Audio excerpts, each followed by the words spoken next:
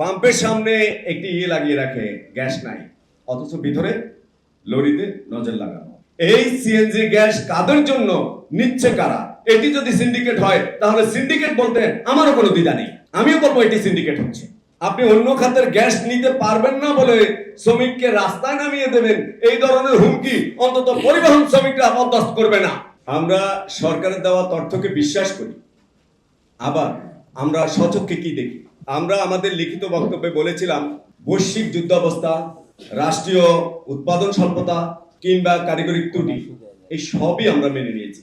কিন্তু আমাদের চোখের সামনে যে সিন্ডিকেটটি ধরা পড়ে সেটি হচ্ছে 2010 সালের, যেটা পরবর্তীতে 2014 সালে সংশোধিত হয় গ্যাস বিপণন নীতিমালা। সেখানে বলা আছে খাত ভিত্তিক বন্টন করার পর এক খাতের গ্যাস অন্য খাতে যাবে না। তাছাড়া যেই গ্যাসটুকু কম্প্রেস করে, যেটিকে আমরা সিএনজি বলি, কম্প্রেস ন্যাচারাল গ্যাস, এটি খোলা অবস্থায় বহন করে অনিরাপদ অবস্থায় বহন করা কতটা ঝুঁকিপূর্ণ, এই বিষয়টিকে মাথায় নিয়ে এখানে আইন প্রণয়ন করা হয়েছে যে এটি অবৈধ। তথাপি আইন প্রণয়নের 2 বছর অতিবাহিত হওয়ার পরও আমরা লক্ষ্য করেছি তারা অবাধে প্রায় অধিকাংশ ফার্ম থেকে লরির ভিতরে 250 থেকে 300 সিলিন্ডার, গ্যাস সিলিন্ডার, যার এক একটি 120 কিউবিক মিটার ধারণ ক্ষমতা সম্পন্ন।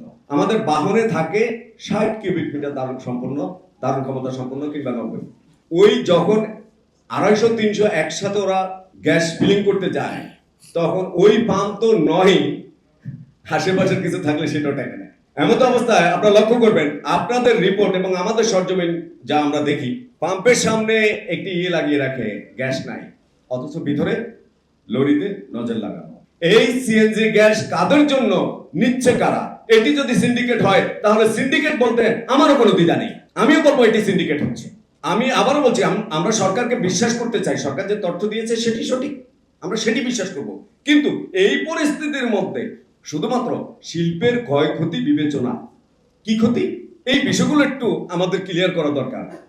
শিল্পের পূর্ণাঙ্গ ব্যয়ের সামান্যতম অংশ, যা 0.05 হবে কিনা আমার সন্দেহ আছে, এই সামান্যতম অংশ বয়লারের জ্বালানি হিসেবে ব্যয় হয়।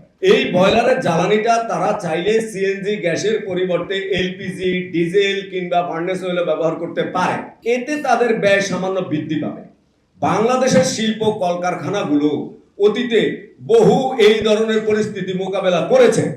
আজকে এই সামান্যটুকু সিএনজি নিতে পারছে না বলে অজুহাত আনা হচ্ছে যে শিল্পের শ্রমিকরা রাস্তায় নেমে যাবে, এটা এক ধরনের হুমকি। আপনি অন্য খাতের গ্যাস নিতে পারবেন না বলে শ্রমিককে রাস্তায় নামিয়ে দেবেন, এই ধরনের হুমকি অন্তত পরিবহন শ্রমিকরা বরদাস্ত করবে না। শিল্প যেমন দেশের চালিকা শক্তি, পরিবহনের শ্রমিকরাও দেশের চালিকার অগ্রভাগে অবস্থান। শিল্পের কাঁচামাল সর্বপ্রথম শিল্পে বহন করে পরিবহন, এবং শিল্প থেকে উৎপাদিত পণ্য শিল্প থেকে বহির্বিশ্বের কাছে পৌঁছায় পরিবহন। এটি স্পষ্ট যে কোন রাষ্ট্রের পরিবহন বন্ধ মানে সব বন্ধ। সেরকম একটি গুরুত্বপূর্ণ সেক্টরকে একেবারে পথে বসিয়ে দিয়ে অন্য সেক্টরকে সচল রাখা, এটি আমাদের প্রতি অন্যায্য এবং অন্যায়। আমরা এই অন্যায্য এবং অন্যায় মেনে নিতে পারি না।